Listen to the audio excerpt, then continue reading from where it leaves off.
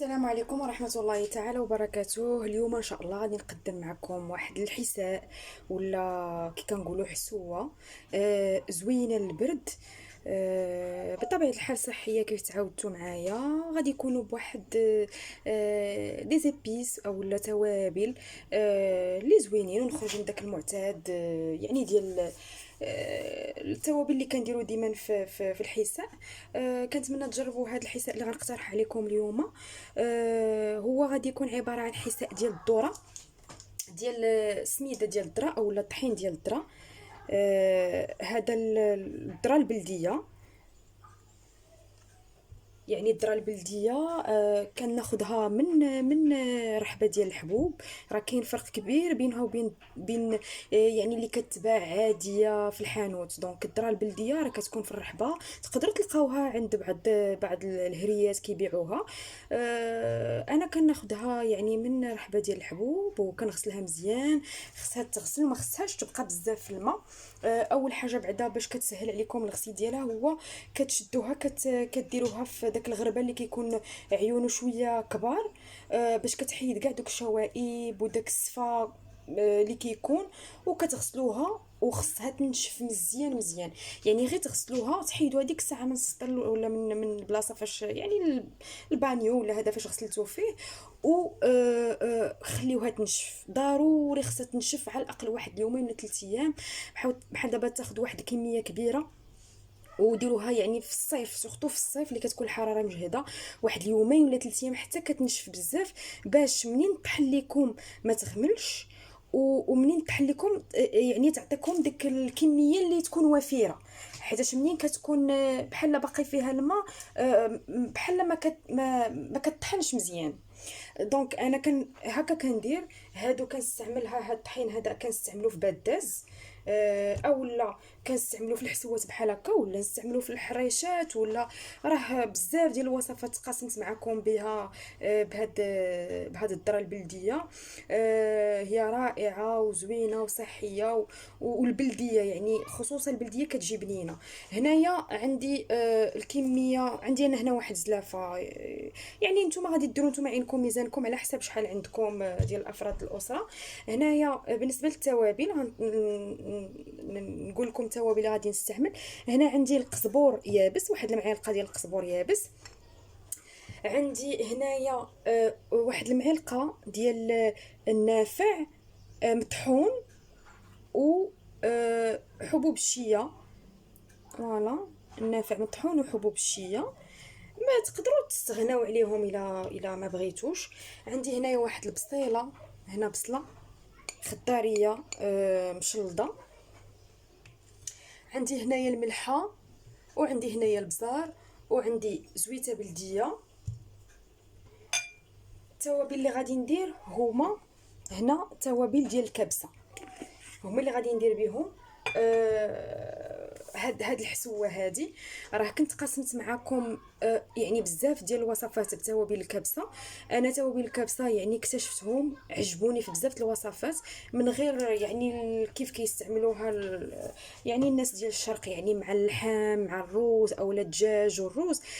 حاولت نوظفها انا في بزاف ديال الوصفات وكتجي رائعه، لانها عباره عن توابل اللي موجوده عندنا حنا في المغرب، وداك المزيج ديالها كيعطي واحد النكهات زوينه.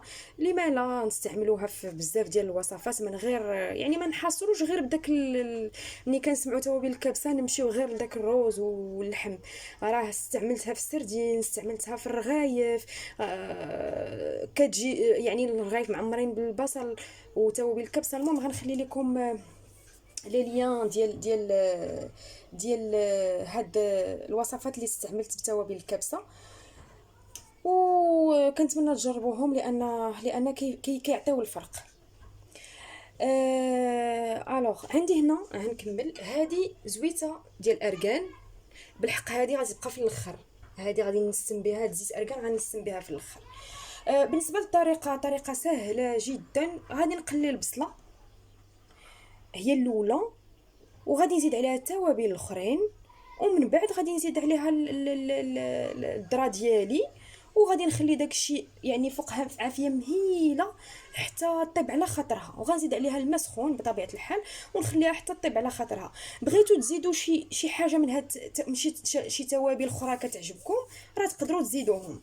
انا غنكتفي غير بهاد توابل الكبزه والقزبور اليابس حتى هو كيجي زوين، والنافع حتى هو غادي يعطيها واحد المذاق زوين. المهم نخرجوا شويه من هذيك الحسوه ديال النافع يعني النافع والزعتر، ولا نحاولوا نوظفوا هذا نكهات زوينين اخرين. انا غادي نقلي البصله ونتلاقى معكم.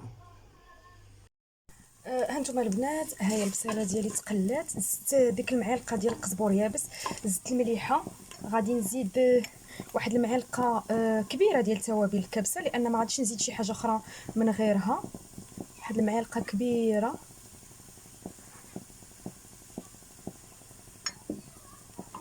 فوالا نقليه واحد شويه. غنزيد داك النافع وهذيك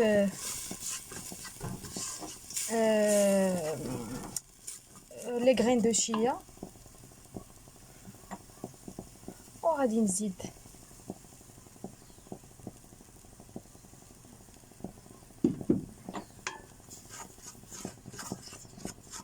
غير شويه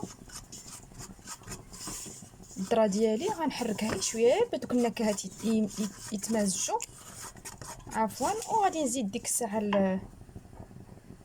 الماء.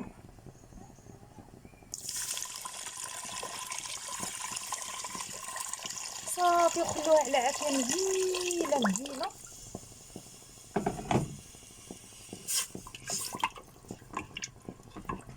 باش كطيب لكم مزيان.